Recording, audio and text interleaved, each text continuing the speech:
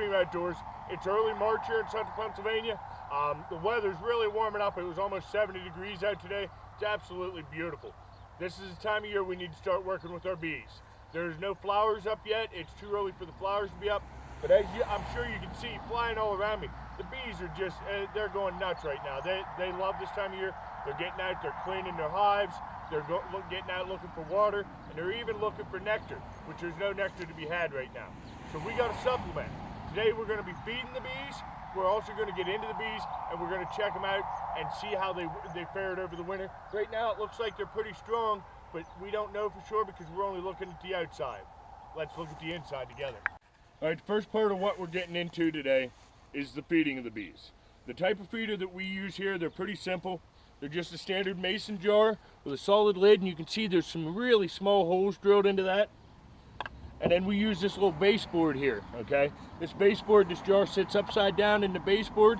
Then you can see there's a small opening in here. This allows the bees to go in and get the food, and then we'll slide this right into the front of the hive itself, making it very accessible. All we're doing is we already started feeding, so we're refilling some of our jars.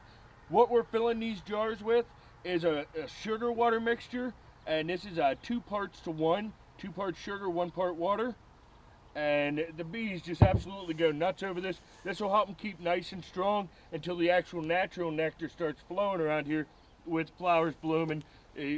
Real soon here, the dandelions should be coming on and things like that. All right, just like that, we just fill her up. Put our lids on.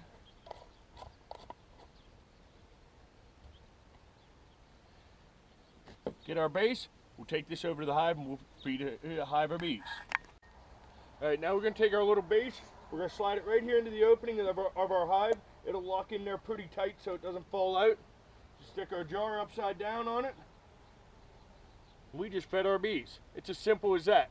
Now we're going to go ahead and we're going to open up the boxes. We're going to get a look inside and see how they're doing inside. All right, we're going to open up our box here. We're going to see what we have. Here's our first hive that we're checking today. Oh yeah, look at that. That's what we want to see. This early in the spring, we want to be this loaded with bees. That's great news for us, okay? Now we're going to get a little bit closer look here. You can see the bees are a little bit upset with us. They're flying all around the camera and all around me. Isn't that a beautiful shot right there? Now if you look down in here, where these bees are at, you can actually see there's still a little bit of capped honey down in there. That's great news for us. We want to see some capped honey. There's lots of open comb. That's fine. That'll give them place to put some of this here feed that we're giving them, and it's also a place for them to start expanding and bring in more larvae. Let's check the next box. All right, this here's a little bit bigger hive here. You can look down here, and we got a medium body, and a deep body. So this here's a little bit bigger than the last hive we was in. The last hive just had a deep body and a medium body to it. Okay, you're gonna see, man, there's a lot of bees in this here for this here early in the spring. It is just absolutely loaded up with bees. That's exactly what we want to see. We're not gonna get into them too far because they're not really doing a whole lot yet right now. They're cleaning house right now. They do a lot of house cleaning, and they're gonna be bringing that sugar water in that we're feeding them. So we got one more hive down here to check. We got a big hive yet. We're gonna take a look at it and see how it's doing. Now this is our biggest hive right here. Okay, this here one's got 2 deeps, a medium, and a shallow. This is a really big hive. So they're not right up top here, but that's okay. We got drawback comb up top here. That's what we want to see. We're gonna go down a layer. Oh yeah, there's plenty of honey in there. There's probably a good 30 pounds of weight right there, and that means that they still have lots of stores of honey in here. And that's exactly what we want to see. There's our bees. They're coming right up. Let's bring our camera in. You can see our bees here.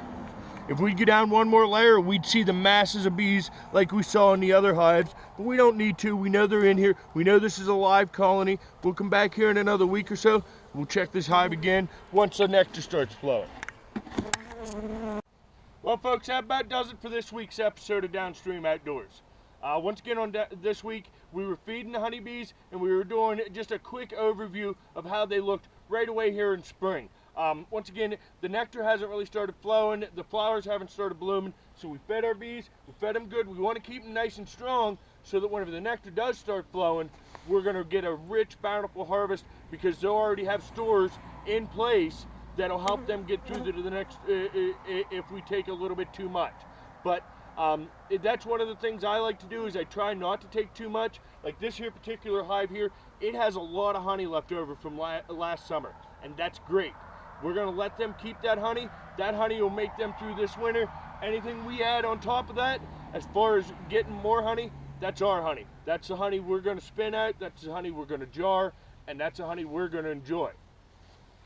We're gonna continue doing these videos about the honeybees throughout the summer here, and we're going to check up on the process, and hopefully we'll do some videos about the harvesting of the honey and all that stuff. I hope you guys are going to really enjoy them. I know I'm enjoying making them. And until then, keep your line wet and out of the trees.